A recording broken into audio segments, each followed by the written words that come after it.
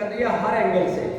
उसमें वकील भी बैठा है, डॉक्टर भी बैठा है और विशेषज्ञ उनका जो मुखिया है वो खुद कैंसर रोगी है। मैंने सुबह भी बताया था, दीपा बिटिया है वो उसकी अध्यक्षता कर रही है। उसकी डॉक्टर के ऊपर लीड कैंसर रोगी कर रहा है। और इस संगठन की खूबसूरती यही है कि इसके जड़ से लेकर ऊपर तक या तो कैंसर रोगी स्वयं है या जिनके घर से कैंसर रोगी गया है।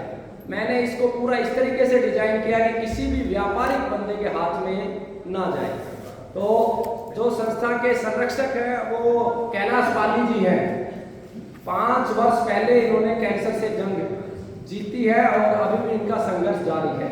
ये इस संस्था के संरक्षक हैं। आईपी जैन जी जिनकी बहन कैंसर से प्राण गंवाए वो इसके संस्थापक हैं।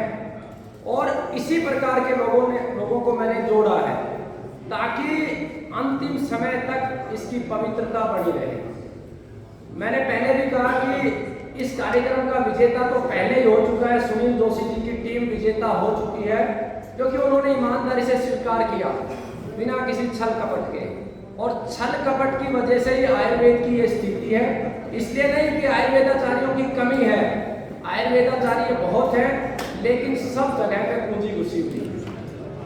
डॉक्टर सुभाष नायक जी आने वाले हैं आगे, उनके बाद के सेशन के विषय में मैं बता दूं। राजीव दीक्षित गुरुकुल ने की जो पुस्तक है जिसमें 500 से अधिक रोगियों के डिटेल के साथ, प्रामाणिकता के साथ उस पुस्तक में वो पूरी विधि मैंने लिखी है जिससे कैंसर को ठीक किया है। स्वामी जी ने एक बात बहुत बड़ी बोली है, वो वास्तविक सत्यता है। कोई भी औषधि काम नहीं करेगी जब तक वैद्य यहाँ से नहीं चलेगी, कभी नहीं काम करेगी। मैंने अपना व्यक्तिगत जीवन उसमें लिखा है, अनुभव लिखा है। मुझे एक समय तक लगता था कि ये फॉर्मूले बहुत छुपाने होते हैं। मेरे कुछ साथी नाराज होकर भी मेरे से चले गए सिर्फ फॉर्मूलों की वजह से। मैं उनसे संकल्प करवाता था गाय के हाथ लगा के कि चिकित्सा से जो भी पैसा आएगा सिर्फ चिकित्सा में लगाओगे, तो वो नाराज होकर भी चले गए बहुत सारे साथी सिर्फ इसी कारण से। लेकिन जब मैंने अनुभव किया कि तुलसी, पुनर्नवा, कचनार, सर्पगंधा और गौमूत्र से मैंने 16 रोगी ठीक कर लिए और उन्हीं औषधियों को इस देश में बड़े बड़े हॉस्पिटल दे रहे थे। कुछ हॉस्पिटलों ने मीडिया कर्मियों के माध्यम से वीडियो एडिट करवा के गुरुकुल के वो भी डाला। मीडिया कर्मियों को भी मैं एक प्रार्थना करना चाहता हूँ। हमारे देश में ऐसे ऐसे मीडिया कर्मी पैदा हो गए हैं जो 20-25 हज़ार रुपए लेके ये कह देते हैं कि 1000 रोगी मैंने यहाँ से ठीक होते हुए देखे हैं। याद रखना मेरी बात को, 10 साल के बाद भारत के हर घर में कैंसर होना है और उस दिन आप दीवारों पे सर मारोगे कि मैंने 20,000 रुपए में, 25,000 रुपए में, 40,000 रुपए में मेरा ईमान बेच दिया था। उस दिन आप इस व्यक्ति को याद करोगे। मेरी भी मजबूरियां हैं, मैं भी मीडिया वालों को पैसे देता हूं।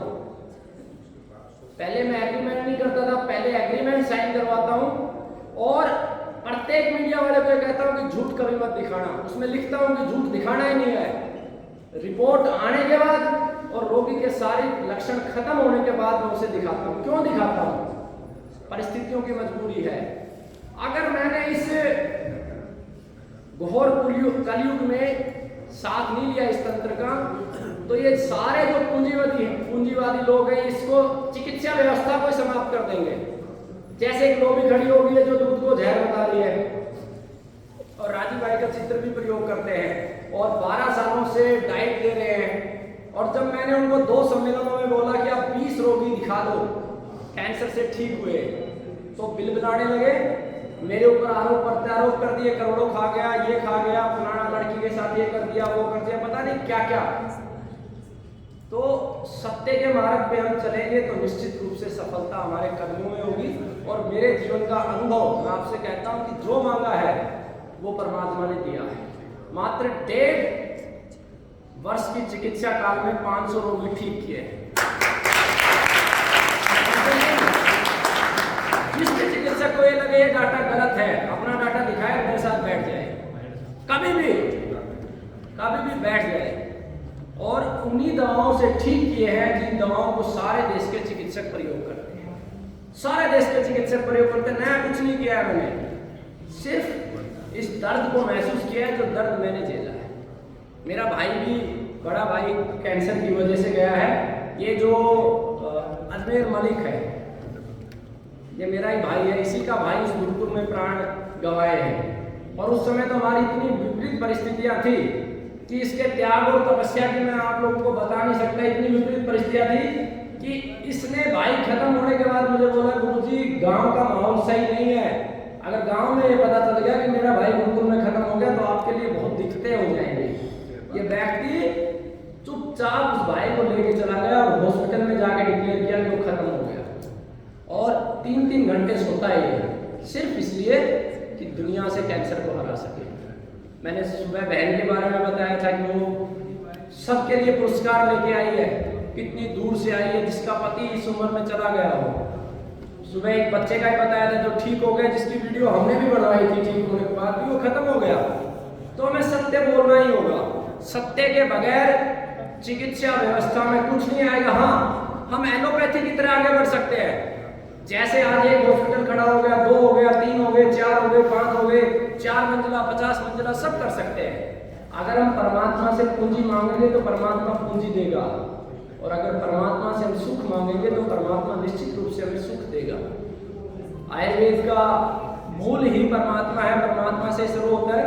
तो इस सेशन के बाद सुभाष नायक जी के बाद डॉक्टर अरुण वर्मा जी हैं, वो अपनी बात रखेंगे और बहुत प्रामाणिकता के साथ। मेरे जीवन में बहुत चिकित्सकों से मिला हूँ, लेकिन इनमें कुछ खास है, शायद परमात्मा में कुछ दर्शन है इनके अंदर। अपने बच्चे को जैसे पिता बढ़ाना चाहता है, आगे बढ़ाना चाहता है, प्रत्येक व्यक्ति को ऐसे ही आगे बढ़ाना चाहते हैं। तो अरुण जी अपनी बात रखेंगे और कुछ भी छुपाएंगे नहीं, ना घुमाएंगे हम आप लोगों को, ना फिराएंगे। हम सिंपल सा आपको बताएंगे कि ब्रेन कैंसर में नीम जरा काम करता है, और उसी नीम जरा से 50 से ज्यादा कैंसर के रोगी ठीक किए हैं। कोई नीम जरा आपको देना है, कैसे देना है, विष निकालना, वो सारी चीजें अरुण जी भी बताएंगे, और उनके बाद मैं भी बताऊंगा कि कैसे मैंने ये 500 रोगी ठीक किए हैं। और अभी भी ये लड़ाई अधूरी है, केवल शुरुआत हुई है, और जब तक पूरी नहीं होगी इस देश में कैंसर की चिकित्सा कोई वैद्य नहीं लेके आएगा। मैं बार बार कहता हूं, कोई वैद्य नहीं लेके आएगा, केवल रोगी लेके आएगा। जिस दिन रोगी डॉक्टर के दरवाजे पे जाके सवाल करना शुरू करेगा कि दिखा कितने कैंसर रोगी ठीक किए हैं, क्यों नहीं गया उस प्रतियोगिता में, क्यों नहीं दिया आंकड़ा, क्या बेतुकी बातें हम लोग करते रहते हैं कि आंकड़ा मैनेज नहीं कर सकते। क्यों नहीं कर सकते हम? क्या हम अपने परिणामों का मूल्यांकन नहीं करना चाहते? हम सरकार से तो भी मांग करते हैं ना कि ऑडिट होनी चाहिए, ये सारी चीजें होनी चाहिए। तो निश्चित रूप से जिस दिन ये एक शुरुआत है, मेरा सौपन है कि कम से कम 1 करोड़ रुपए की प्राइज बटनी शुरू हो इस देश में। इस बहन ने ये शुरुआत कर दी है, और आगे आने वाले समय में इस देश में प्रतियोगिता होगी, जैसे क्रिकेट की प्रतियोगिता होती है उसी तरीके से कैंसर की प्रतियोगिता होगी। कितने ठीक किए, बहुत सारी जगह मोबाइल नंबर ना देने के बहुत सारे कारण होते हैं कि इंप्रूवमेंट का वीडियो बनाया गया। जैसे मैंने एक वीडियो बनवाया, मेरा रोगी समाप्त हो गया, मैं आपको खुद बता रहा हूँ। मैक्सिमम ये खेल करता है, पत्रकारों को पैसा दिया जाता है और इंप्रूवमेंट के वीडियो को बढ़ा चढ़ा के दिखाया जाता है, नंबर हाइड किया जाता है, वो रोगी खत्म हो जाता है, फिर भी चलता रहता है वीडियो, बिजनेस चलता रहता है। कब तक? क्या करेंगे हम पैसे का? क्या सोने के बिस्किट खाएंगे? और उससे निकलेगा क्या? क्यों हम झूठी शान के चक्कर में पड़े हुए कि मैं बहुत बड़ा मैं अरे हम किसी परिवार की सारी खुशियां छीन लेंगे, किसी का पति छीन लेंगे, किसी का बेटा छीन लेंगे, किसी की माँ छीन लेंगे। उस समय को झूठी शान के स्थान पर हम सही स्थान पर लगा देते तो शायद परमात्मा हमें दे देता, और निश्चित रूप से देगा।